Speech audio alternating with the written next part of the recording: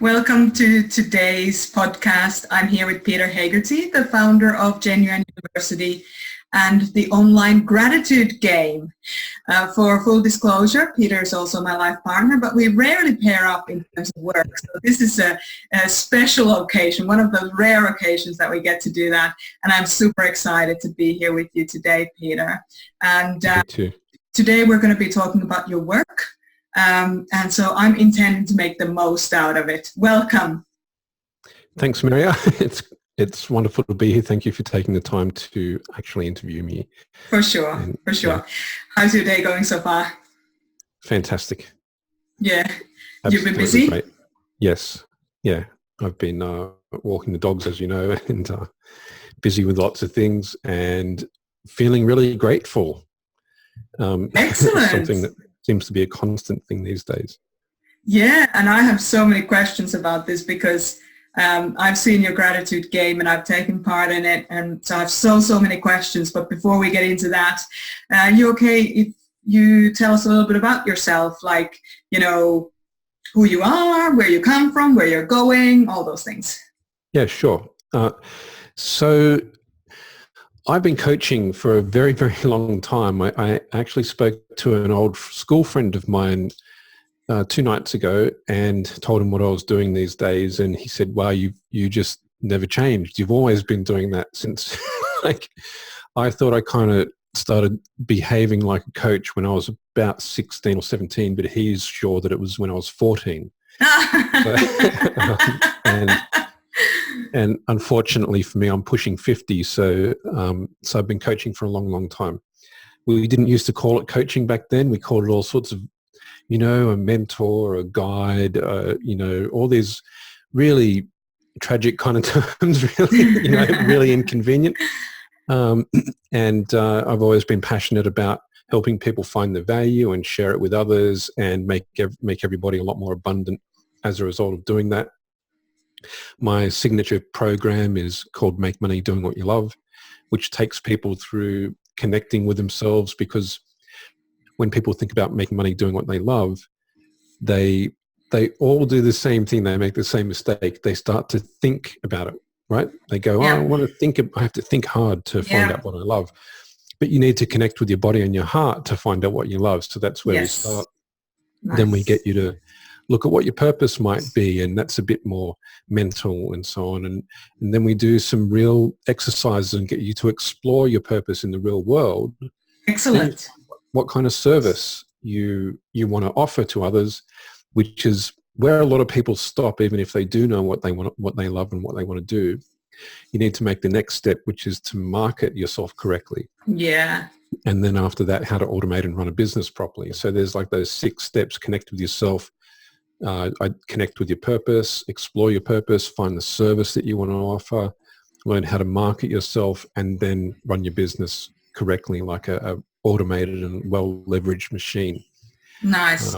And so a lot of people get caught up in the mechanistics of running a business and forget about the love bit, or they do the love bit and forget about the mechanistic bit. Yeah. And there's something I've noticed. Something I've noticed as well is that a lot of people want the knowledge, but they don't necessarily practice. And I believe that's something that's part of your Make Money Doing What You Love, because I actually had the privilege of going through the program, is that it's a year-long program, so you really get into it. One of the big things for me, and the big takeaways for me, was personally that you practice the things that you do. You can't just, just understanding something intellectually doesn't mean that you've actually learned it. You have to practice and move from there. And that's something that you and I have in common in terms of what we do with work. And that's one of the great things about coaching. You know, counseling is great for when you need to work through something, but when you want to apply what you've learned to the real world, coaching becomes more a better leverage point than counseling. And these are just different tools. And so that coaching thing of like, well, what are you actually going to do? You know, what did you try? You didn't try anything. Hey, I'm not your counselor, I'm your coach, you know? So, how do you know if it's going to work if you don't try? Or exactly. Yeah.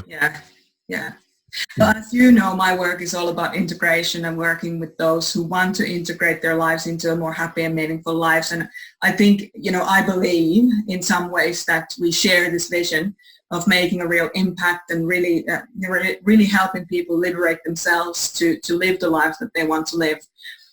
So you were saying that you've been kind of coaching since you were 14, so that's a couple of years ago. What has been kind of, and you mentioned about the make money doing what you love, do you feel like your specialization is in purpose work? Where do you feel your specialization lies? I wish I knew. The specialization incorporates a lot of different skills. Yeah. So the specialization is I work with people who feel they've got something to offer and they don't know how or even maybe what it is. They have a yearning. So it's that yearning. That's what I specialize in, because my intellectual and almost philosophical fascination is, what is it that makes the difference between those people who try when the circumstances tell them that you can't succeed? Yeah. That's that choice to try, to go, you know what, I've got an impossible task, but I want to make it possible. And I want to make it, and how do you take it from seemingly impossible down to not so impossible, down to slightly possible, down to maybe possible, down to kind of likely, down to probable, down to very probable, down to certain, down to done. How do you do that? Right. That's my specialization. And so if people come to me and they're like, I've got this vexing life situation and there's no way out, I'm trapped. I'm like, oh, really? Let's just find out if that's actually true. If you're actually trapped. Yeah. And then there's investigation, and it's like, tell me about this, tell me about that. It sounds a bit like counseling at first. Yeah. You're just collecting information, and the amount of challenging situations I've helped people just overcome that seemed impossible. I don't know, like, there's just too many. It's what I love doing, especially when it comes to negotiating with people who are nasty. Like I love some of my clients get into business negotiations at high levels. Yeah. And it seems like the higher you go up, the more successful your business is, the more you attract people who are pretty nasty about how they do things. That's right. Yeah. And they may be trying tried and true techniques to get one over, but none of them have succeeded with my clients. And maybe something that a lot of people don't know about you, and I have privileged information, is that when you were younger, you were one of the top chess players in Australia. Yeah. So strategizing. Yeah. So tell us a little bit about that and how that has helped you with, because that sounds like a lot of strategizing, dealing with difficult people is actually a game of strategy, would you say? Yeah, there's a lot of strategy. There's a lot of, you need to have your heart involved, but you also need to have your head involved. And the heart part is, if you're negotiating with somebody, you go, well, hey, what's the best outcome for everybody here? Yeah. Then when you've got somebody who just wants to be adversarial, you need to go, well, there's only one winner and loser here, because that's how they want to do it. And you can't nice somebody into being nice if they want to be nasty. That's true. If they're determined to be nasty, you can invite them as many times, but you've got to look at, do they actually respond to more enlightened self-interest and broader self-interest? So there's more, a lot more to be gained for everybody. Do they respond to that? Yeah. And if they do, great. You've got to, you probably make friends. And a lot of my friends are people that I've tried to negotiate with, and I'm like, hey, you're a good person. Yeah. But then if they want to be nasty, and I can think of a lot of other colorful words other than nasty, you need to be honest about whether you're going to meet them without necessarily compromising your own values. Right. And it's not just people that are nasty. We also have nasty situations. Sometimes we have these impossible, intractable situations, and you've got to look at it like, this is a puzzle. It's a dynamic puzzle which responds to me like a chess game. Yeah. And you can make a move, and then you think, oh, well, this is the best strategy. But you know what? Chess players, a lot of the time, we don't make moves because we think it's the best move. We make moves to try and understand our opponent. Right. So you're collecting information as opposed to like following a specific direct line. Yeah. It's like, well, if I do this with my queen, hang on, suddenly he responds with his knights when it's not his. So now I know my opponent has a preference for using the knight rather than the bishop. And then I go, okay, he's got a bias. How can I use that bias? Right. So chess is about so much more than what's on the board. Yeah. And I was very, very successful as a 10-year-old chess player, and had one of the, I don't know if it's still the highest debut rating for a 10-year-old. It's not something I'd like to carry on about because, so what, you had success when you were 10. What have you done since then? Hopefully you haven't peaked at 10, right? I hope so. Yet to be seen. Just joking. But and then by the time I was 16, I remember some of the coaches around, because I got a lot of coaching as a chess player.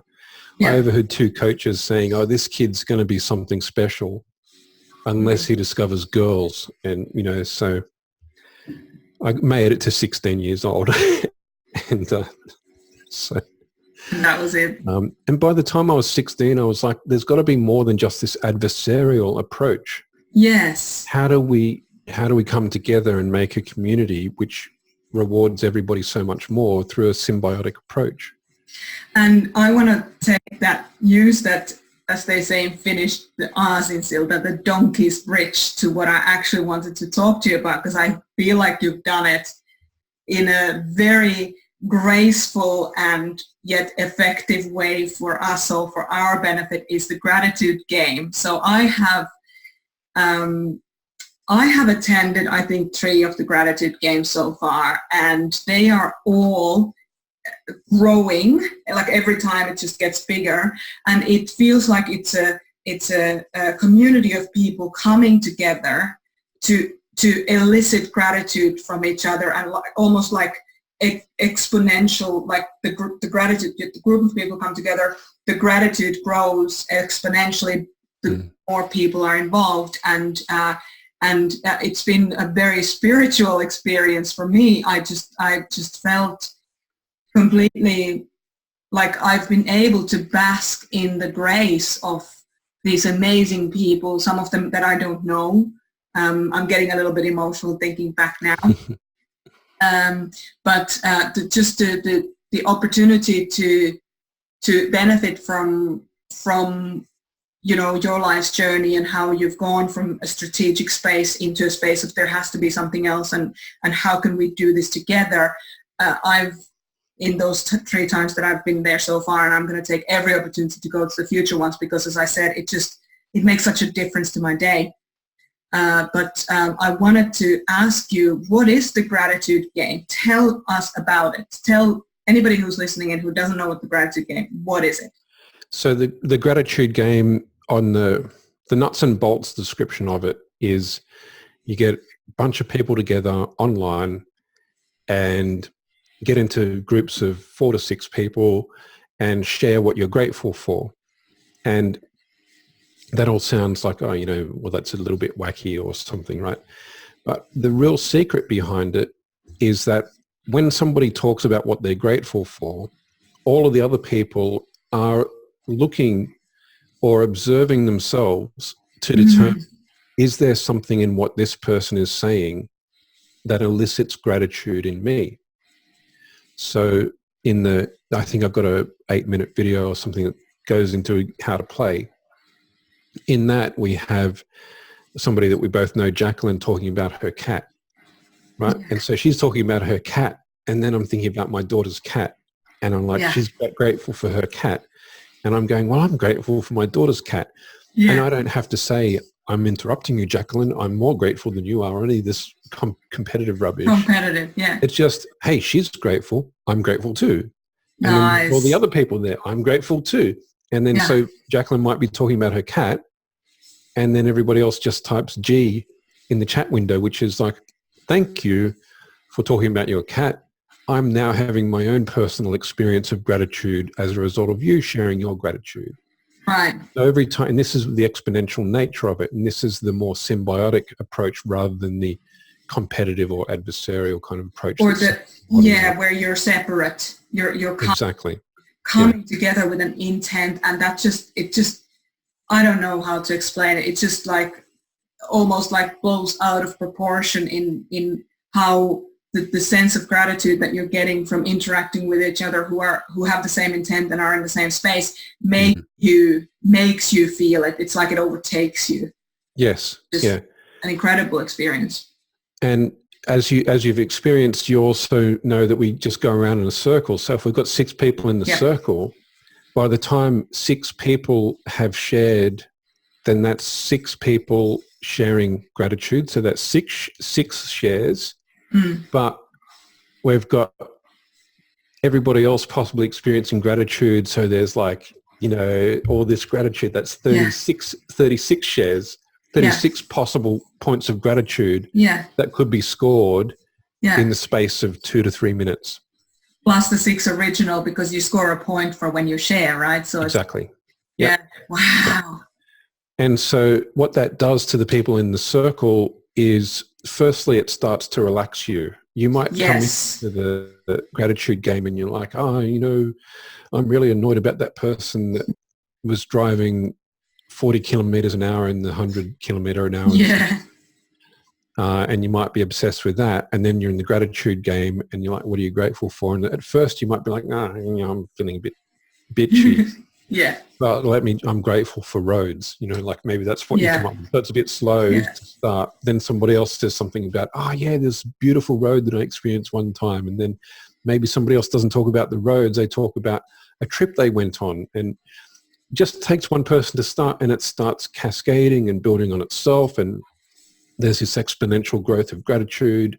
And I personally, when I'm running them, I realize now I have to write a script. It's like at this time, we say this, we move to the next stage, because I need to introduce stage 2, and this is a whole other level of it, right? I go to introduce stage 2, and instead of going, like, I know how to present, I know how to talk and direct people on TV. You're a speaker, Instead of my normal articulate self, I'm like, God, because I've got such gratitude flowing. It's like my brain isn't working. I'm just feeling blissed out. And that there is a bit of a warning that we give, which is don't operate heavy machinery for 30 minutes after playing the gratitude game, because it takes you that long to kind of connect. And the thing is, you are more connected with yourself, but you're kind of a bit out of touch of the consequences of some of your actions. And underline this. The first time we did it, I told everybody, hey, I think we better have a warning. Don't operate heavy machinery. And then I went to the kitchen and burned myself with like, what? so it does bliss you out, but I think it's only about 10 minutes that you need to be wary of your... But I think half an hour is safe. It's a bit like don't go in the pool after eating. Yes. And I remember that myself, I went to acupuncture once and I was so blissed out. And when I came out of the session, and because I had a parallel parked or pocket parked car, so I was in between 2 cars.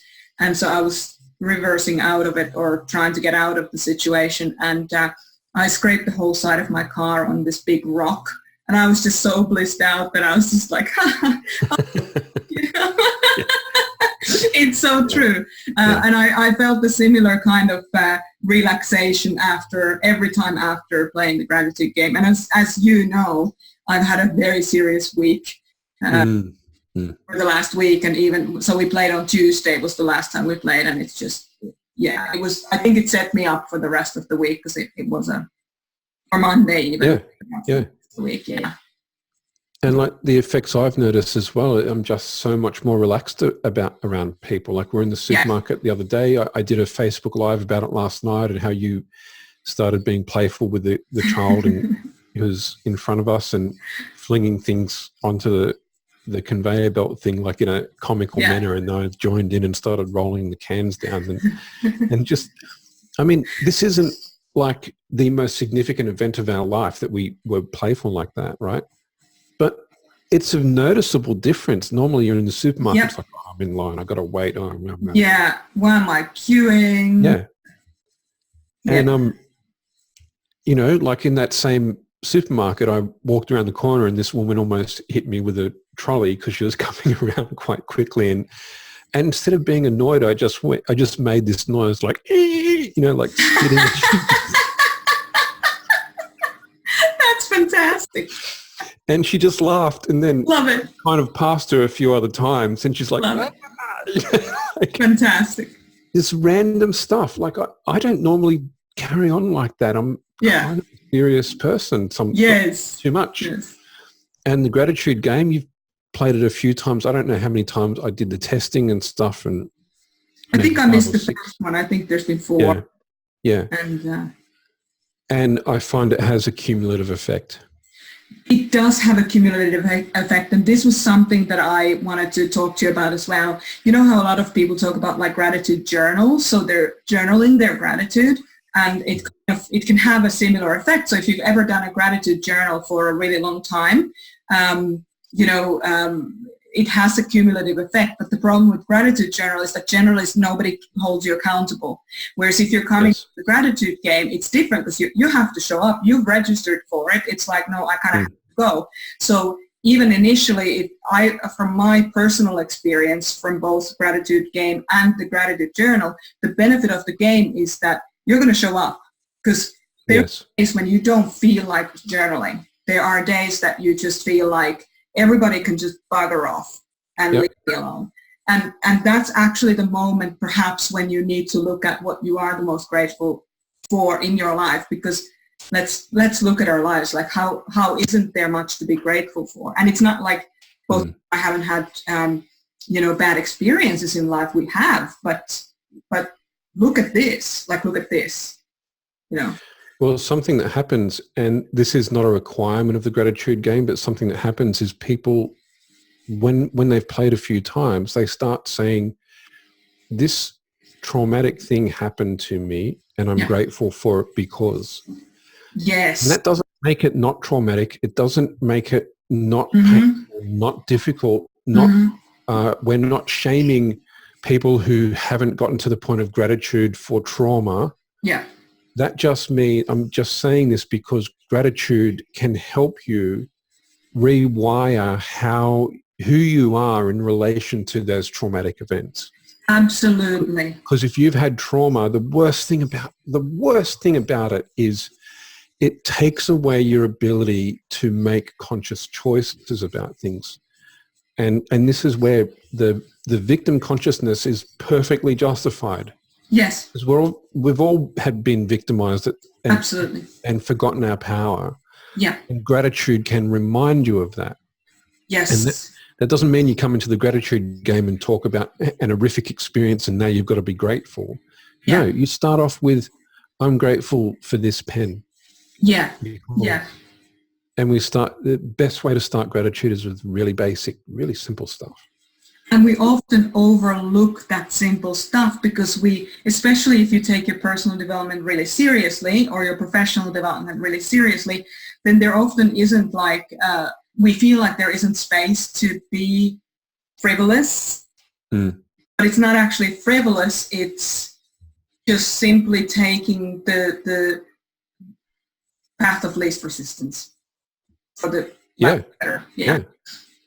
Because that's also when we are caught in being a victim, it's almost like we take some pride in our level of suffering. And once again, no judgment. Sure. I've done it. I've done it.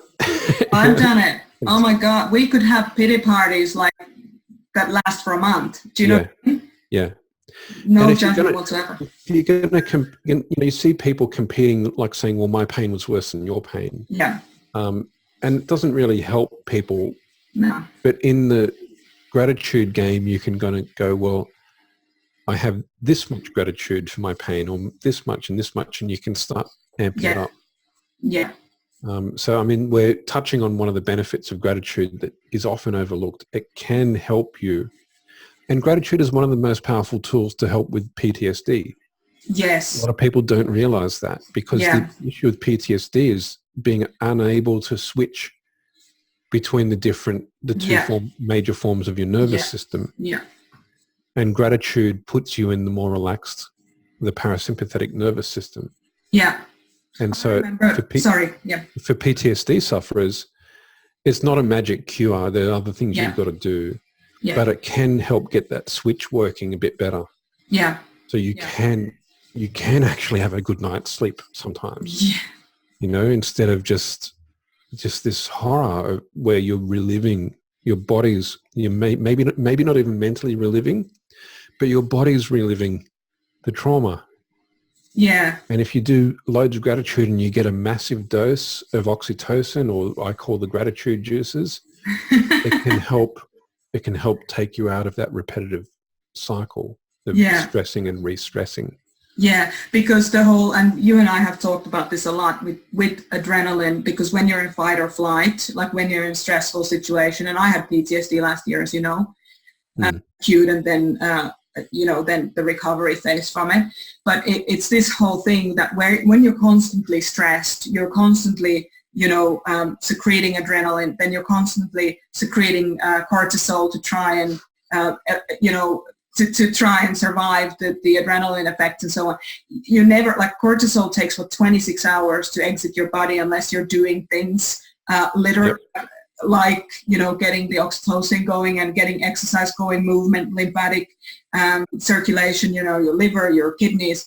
If you don't have that, you just end up in this, and this is where I was last year, was with the PTSD. You just end up at this space where there's no way of recovering, and there you cannot feel grateful for anything, because it's physiologically you have so much, like, this overflow of cortisol hangover that you're physiologically unable to feel gratitude. And like, absolutely what you're saying is true. Like, if you can catch it, if you're aware enough in that space, you can flip the switch of the PTSD by just recognizing that there are two realities. There's the reality of the trauma, and then there's the reality that doesn't actually include the trauma that's on right now.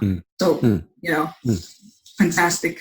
Yeah, gratitude was, once I was able to start to get rid of the cortisol hangover, then the gratitude was actually a fantastic tool to get out of that. But we could talk about that forever, and it's another day's workshop. But what other benefits are there for gratitude? Well, there are so many there's so many. Like, I actually have made a list of 30, and I've come up with some others. That there's one that nobody ever talks about, which is why I did a Facebook Live about it, which is it increases your level of playfulness, how playful you are. I've never heard anyone talk about that. I've read a lot of stuff about it. And I'm like, hey, I discovered that. But I don't really care. I'm just being playful about that. I discovered playfulness is part of a benefit of gratitude. Yeah. And one other thing that people discount, but I think everybody secretly wants this one, makes you look more attractive. It makes you look, you're prettier, you're more handsome, or whatever you want to be. You're grateful. Yeah. And this reminds me of a story. I was teaching some long-term unemployed stuff about purpose, and it's kind of like a mini version of Make Money Doing What You Love. So I was doing this as a part of a government project, and we had a reunion 30 days after the completion of the program. And there was a lady in the program whom I had suggested that she do an exercise I call the Greater Gratitude exercise, where you write down 10 things that you're grateful for, then go into 10 specific elements of that thing that you're grateful for. So if I say I'm grateful for my daughter, I go, well, I love how she smiles. I love her laugh, and I love how playful she is, playfulness again. And I love how she likes to play tricks on people, and I love how she loves designing puzzles. And every time there's a present to be given, She likes to turn it into a like a treasure hunt where you have to go and find clues. You know, and my favorite clue of hers is, and I keep going like that, right? So suddenly, instead of just saying I'm grateful for my daughter, I then have got all these specifics, which enhances the gratitude by going into detail. So the greater gratitude exercise is 10 things you're grateful for each day and 10 specifics about each thing. And so you're doing about 110 items.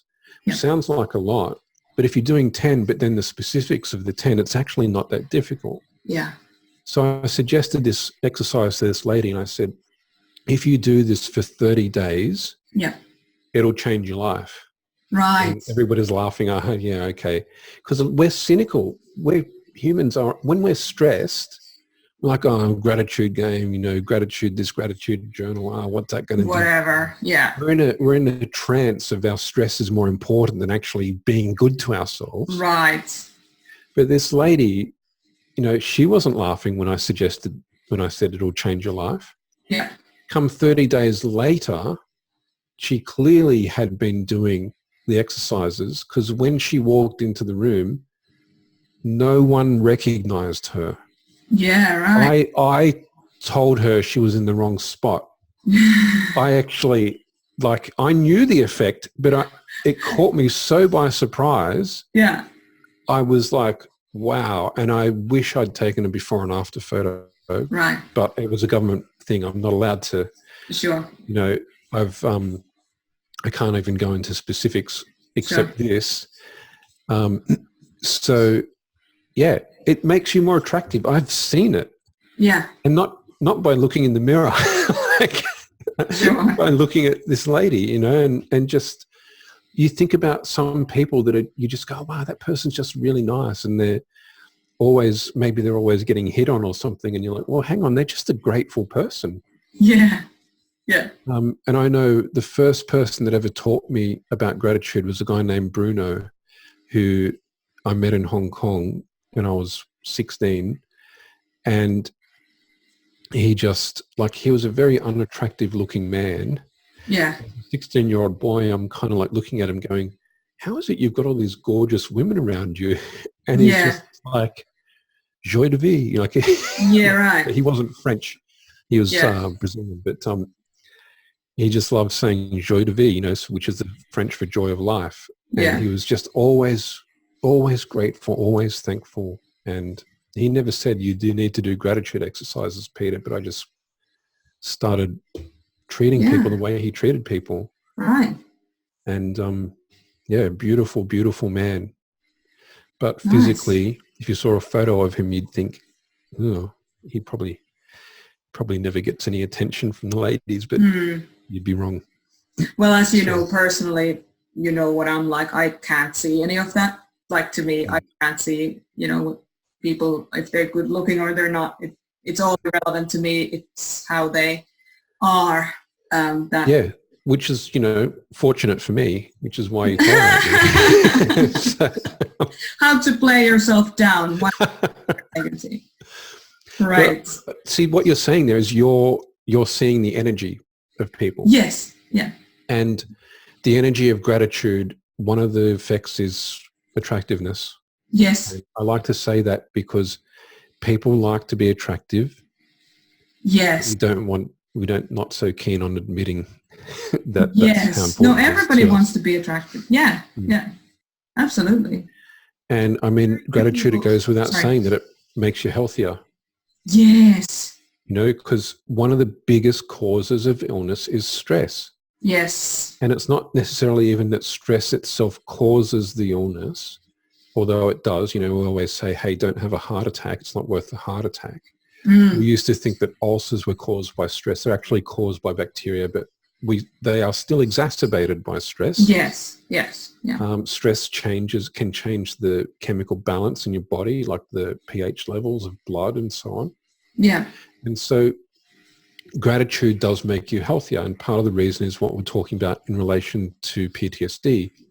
It switches on the parasympathetic nervous system, the part of your nervous system that says it's safe to heal Yeah. and to replenish the immune system and to recover and to build up some reserves for later. Yeah. Whereas the sympathetic nervous system or the stressed out nervous system says, let's not worry about building for the future. Let's not heal anything. Let's not look after ourselves. Yeah. Let's just be constantly in fight or flight.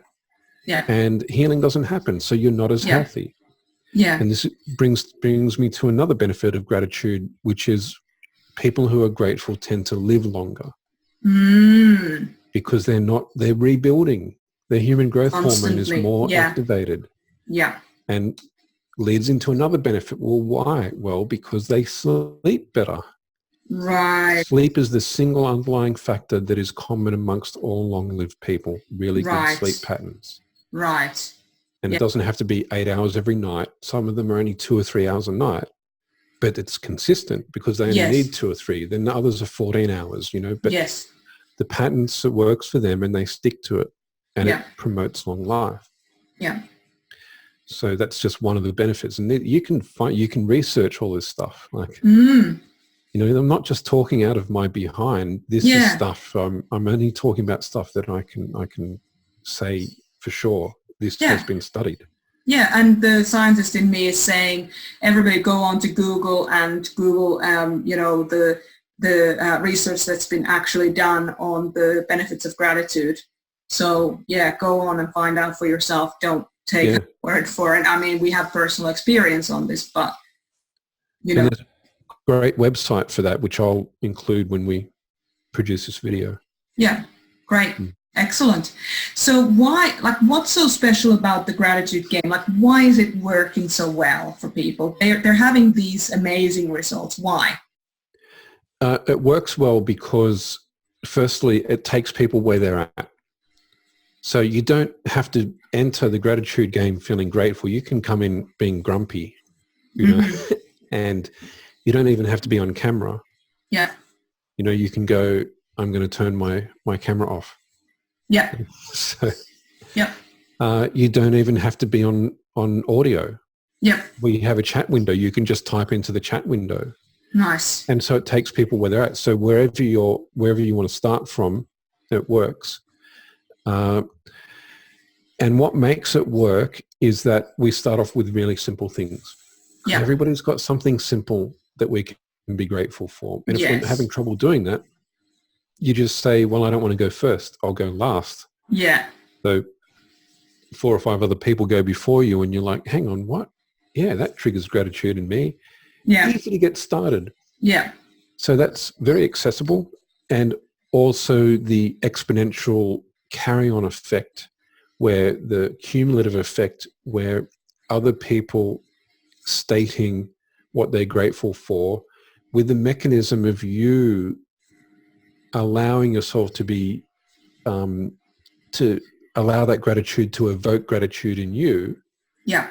So they say something and you're like, well, does that remind me of something I'm grateful for? Oh, it does.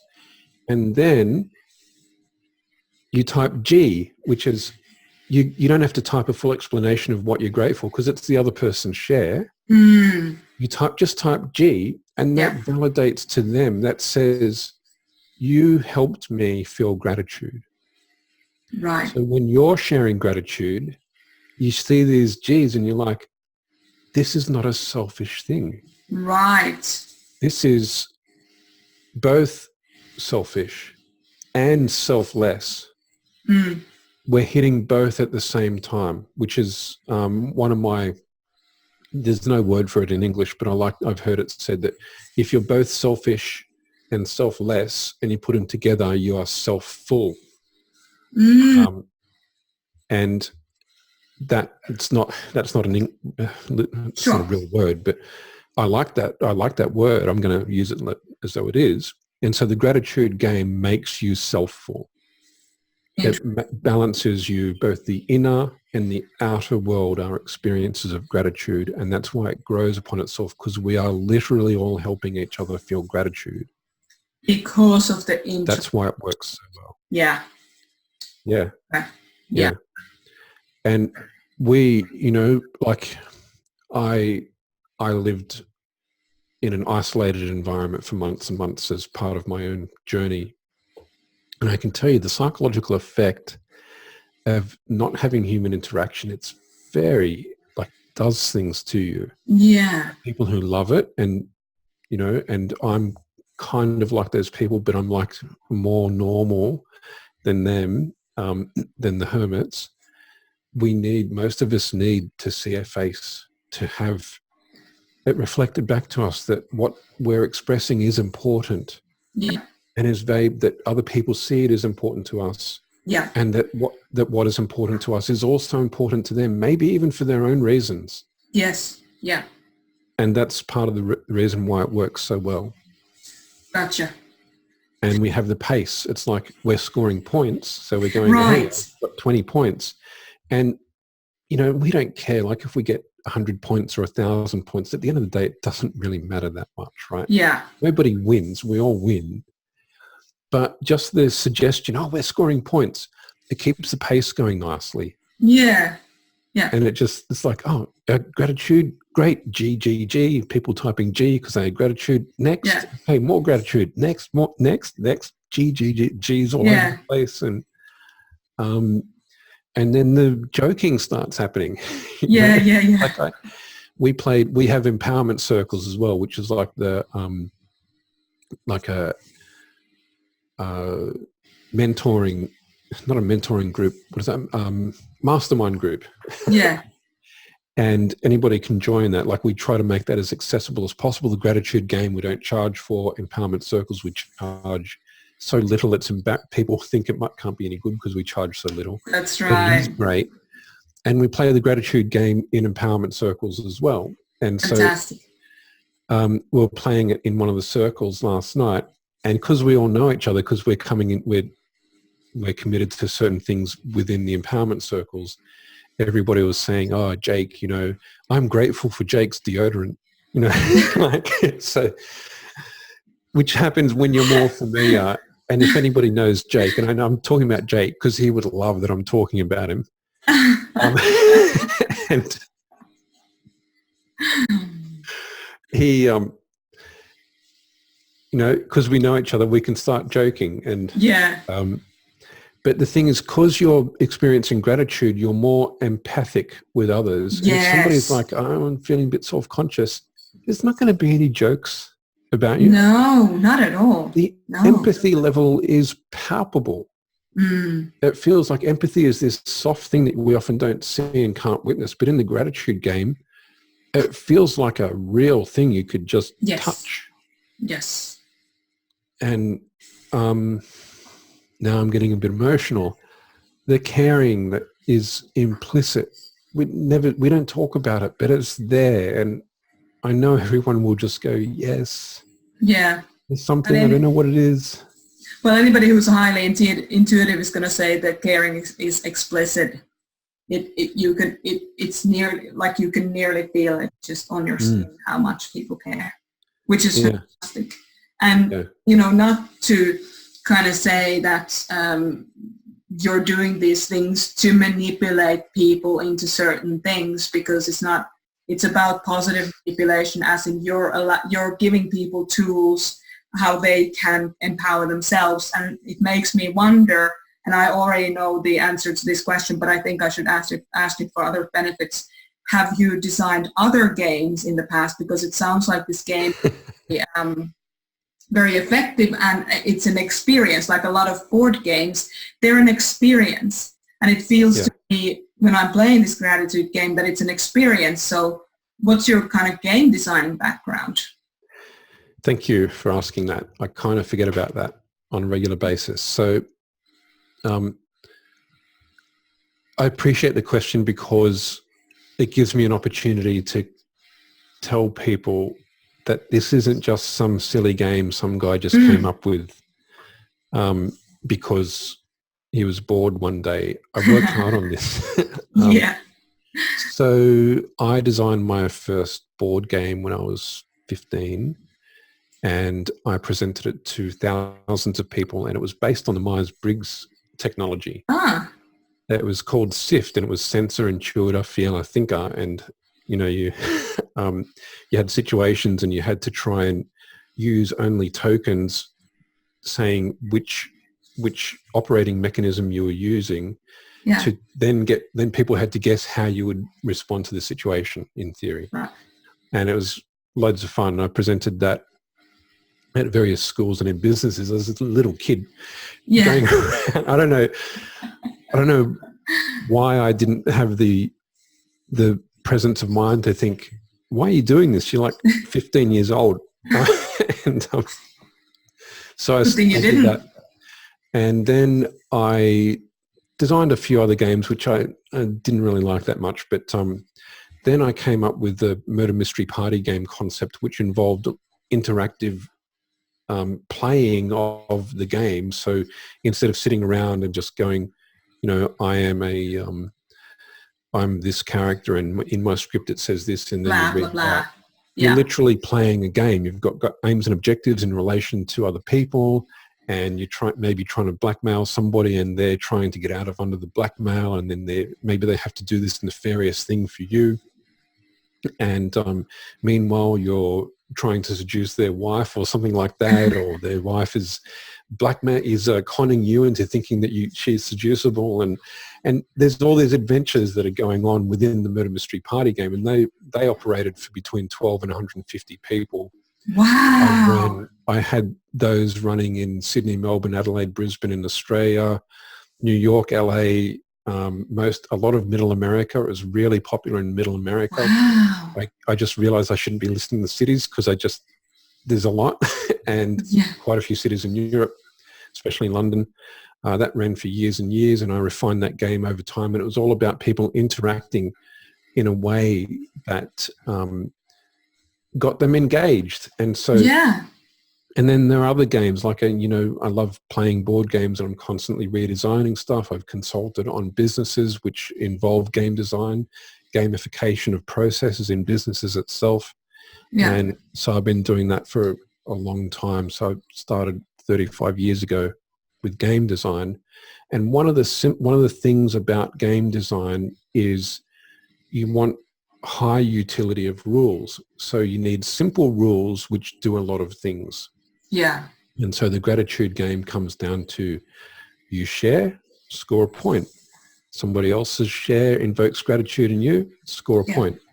That's basically the gratitude game in a nutshell. Right. And what can that do? Well, when we start talking about the benefits and bam, bam, bam, and we've literally got millions of benefits on an individual basis from 2 little rules. Yes. Like, and so the amount of rules allows such a massive expansion of the end result. So the simpler the game, the more effective in this case at least. Yes. And so it came to me because I was really obsessed with gratitude maybe 7 years ago. Just how does it work? What does it do? Yeah. Science, and I love that gratitude is an airy, fairy, mystical thing that people talk about. And talking about it like that is very important. And I want people to do that. Yeah. But I also want to know, well, what does it do on a hormonal level? Yeah. What does it do? What's the science? Science. Yeah. And I came up with this saying, and I feel like I didn't come up with it, but it's like I said to myself, I kept saying it over and over again. The greatest thing about gratitude is it grows upon itself. Nice. So when I designed the gratitude game, I wanted the gratitude to grow upon itself in a way like just Gotcha. Gotcha. And it took me, I thought it would take about 6 months of thinking and planning, but it only took me about 12 days to get the concept. Yeah. And then I got some people together and said, hey, can you guys just test this thing with me? And we're all online at the same time. And they're like, yeah. And then we just did 10 minutes. Yeah. And they were all like, whoa, what was that? Right. And I was like, yeah, we got this thing. I got it, baby. I nailed it. Nice. And I was kind of being silly, right? But I'm proud of it because it's so simple. Yeah, but effective. simple and effective, and there's a lot of work to get it to be that simple. There is. Absolutely. I mean, I've seen you work through this process, and I have the benefit of seeing how your mind works at times, not all the time, and I don't pretend to, understand exactly how it works, but I do have a question that I think will like a lot of put a spotlight on what I'm wanting to ask, which is, because you have this kind of game designing past, and then you have this, like, you're a veteran of personal development. How did you actually, so you got people together, you had this brain process, you got together, you tried it, it worked. How did you come up with this? How did you come up with the gratitude game? Well, when you have those flashes of inspiration. Yeah. So, like an old client of mine who's become a friend of ours was visiting. You were there. So that was Cherie, who, if you watch the How to Play video, you'll see a photo of her pop up. Oh, yes. Yeah. And she had taken a gratitude exercise I gave her years and years ago, which was actually the greater gratitude exercise. Yeah. And she got the name wrong.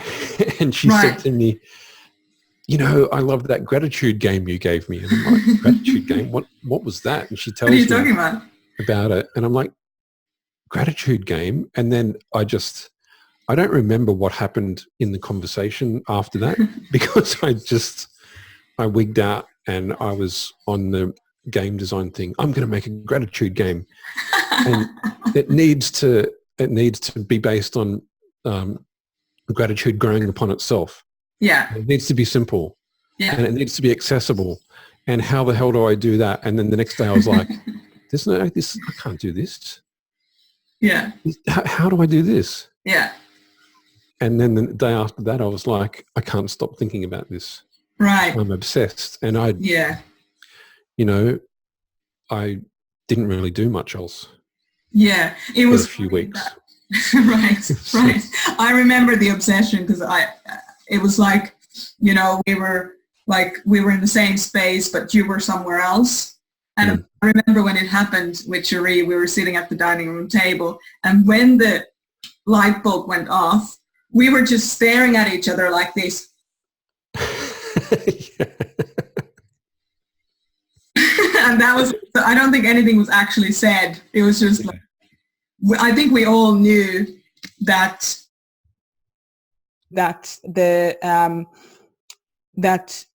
something really amazing was happening, but that I think it was only you who knew what it was. Yes. Oh, okay. So you're telling me that you guys saw me have an idea or something? Well, we all, in some way, we all understood that something was happening. It was like, and nobody said anything for like 30 seconds, which is a relatively long time in a conversation to not say anything. But yeah. Especially with you and Cherie around. Right. Sorry. Especially with Cherie. Yes. But it's amazing how those kinds of, when you're in a space where you're open to things, you manifest things that then kind of after the fact feel like they were always there, even though it wasn't clear what it was. It seems really obvious. Yes. Now. Yes. Like, why haven't we done this always? Yeah. Why has this never been done before? Yeah. Yeah, exactly. I have some questions in terms of, let's just say that somebody's tuning into this and they're now interested in playing the gratitude game. So it's a complimentary game. You don't charge for this game as it currently stands. I charge as much as gratitude costs. Right. Nice. Love it. So people can find it, I'm assuming, from your website, genuineuniversity.com. That's right. Spelled genuine, then Y-O-U as in you, university.com. And so they can grab it from there. But But what about those people who are afraid to take the step and just kind of step into, because you were saying, you know, you can turn your video off, you can turn your mic off, you can just do those things. What would you say to the people who are worried about exposing too much of themselves or feeling exposed?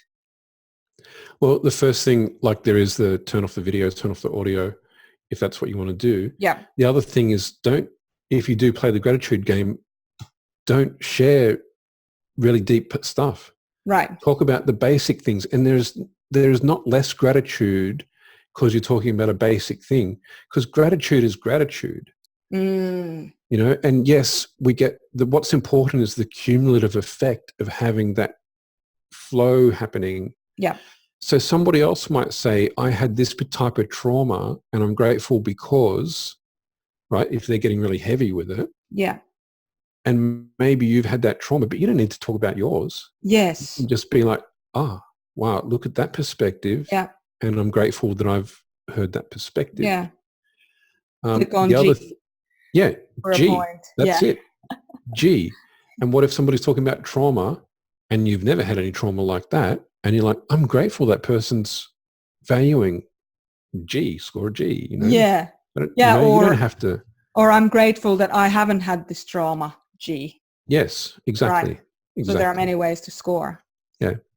And even if that's too confronting, then you can join the Gratitude Game Facebook group. Yep. And each day there's something put up, which is like, what are you grateful for about such and such? Yeah. What are you grateful for about technology? I think the one I put up today was what made you laugh the most recently? Nice. Something like that. Yeah. And there's a stage in the gratitude game, which is totally optional, where like we go through different levels, like level 1 and then level 2, where you can be asked questions if you want, optional. Yes.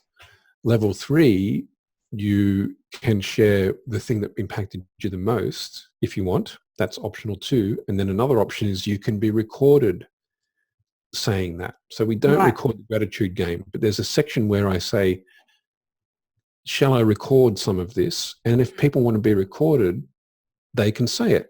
Yeah. If they don't, they just wait until, 2 minutes, 3 minutes later and the recording's off. Yeah. Take those recordings and I will be making a gratitude reel, so to speak.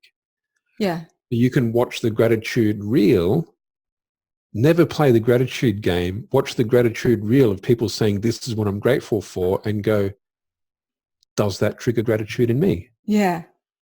And nice. And so you can just be a part of the Facebook group. Yeah. And do it your own way. Maybe later on you'll want to join in the live game. Maybe you don't. Nice. Yeah.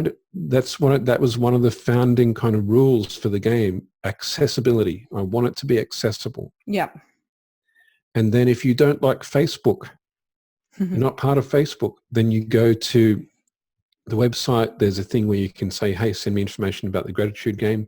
You'll get those reels. Yeah. You'll get nice. You don't have to, and I can understand when not everybody wants to be on Facebook. It's true. Yeah. I like Facebook. Yeah. Because you can kind of create your own community. You don't have to listen to the people who talk about stuff that you don't like. Right. You can filter. Right. That's what I like about it. And I met you through Facebook, Mary. I know, right? Gratitude for Facebook. Yeah.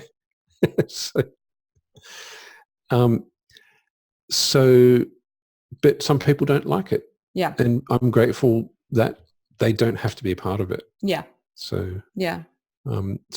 Accessibility is what's important to me. And you can use the triggers that I send out, like the questions about what are you grateful for. You can use that to prompt you into your gratitude journal. Yes, right. So you can still do the journaling if you don't want to be a part of like a more proactive space. Yeah. Gotcha. And you might go, this guy, Peter Haggerty, sent this thing about gratitude. The question on it isn't that interesting, but it is a reminder. I'll go and do my gratitude journal. Nice. And ignore Peter's question. Yeah. Do it how you want. Accessibility. That's and I love the thing about, I want the gratitude game to be accessible, because here's the thing that we forget. gratitude is always accessible. Yes. And so I'm underlining that lesson. It's always accessible. And I want to underline that by making the game that I've designed accessible. Nice. I think you've done an amazing job with that. Just truly, being a personal development veteran myself, it's, you see a lot of, there's a really crass Finnish saying that I won't say right now. Basically, the gist of it, right? Finnish sayings are just, I'm gonna have one Finnish saying for each of these podcasts. But the one that I'm thinking here is, you go to the toilet while you're trying to run and it just doesn't end well, So there are a lot of games. You did warn that it was crass. I did say that. So there's the whole thing about, there are a lot of people who are designing different games that don't have the kind of grace that this game has, in my opinion. I'm not saying that because I'm in a personal relationship with you. I'm saying that because it's a fact from somebody who's been working in the industry for a long time and has seen what's out there, and the simplicity is just too many things are too complicated. The simplicity of the gratitude game is just absolutely nothing like I've ever experienced before. So on that note, I want to start wrapping up, but I want to ask you, is there anything specific that you feel like you want to share with our audience? What's the one thing that they can take away from today and improve their lives with that? So there's a saying, which is, when you ask a meditation master, how much should I meditate? And they say 15 minutes a day. Unless you don't have time, then make it an hour. And it's the same with the gratitude game. If you do not have time because you're too busy and stressed out, then don't attend the gratitude game once every 2 weeks. Do it every week. And as we get more and more people, we'll run it more and more often. Do it every day. So if you don't have time for gratitude, that means you must put more time into gratitude. And whether you do it with the gratitude game or not, it's accessible always, right? Everywhere you are, it's accessible. Yeah. But the gratitude game is a great multiplier, a great leverage, a great reminder. So that's what I would say. If you don't have time for gratitude, you need more gratitude. Nice. Nice. Very much. Very good. There we have it. If you don't have time for gratitude, you need to put more time into it. So that's just how it is. Yep. Thank you so much, Peter, for your time and your expertise today. I feel really privileged that you're taking this time to talk to me and be part of this podcast. And I would just like to say, from personal experience, gratitude has absolutely the power to improve your life if you use it. So I really recommend and encourage everyone to go to genuineuniversity.com. So that's spelled genuine, U-Y-O-U, university.com, and check out the gratitude game and maybe join the next one. If you have any questions, I'm sure, Peter, people can contact you. Is it peter@genuineuniversity.com? Yes, and also through Facebook. Especially if you join the gratitude game Facebook group, that's the quickest way to get an answer about something from them. Perfect. Okay, excellent. So we'll post some links into the bottom of this podcast as well, just so that nobody can miss it. If there are people who want to do this, they want to maximize their creative flow, they want to maximize the results that they're having in their lives because they're seeing opportunities, because they're more happy, then absolutely go and check out genuineuniversity.com, the gratitude game. And thank you once more so much for your time. I really appreciate it. Thank you, Mary. Thanks for making the space and asking me those wonderful questions. And my absolute pleasure. Especially the one about chess. I didn't kind of see the connection, but yeah.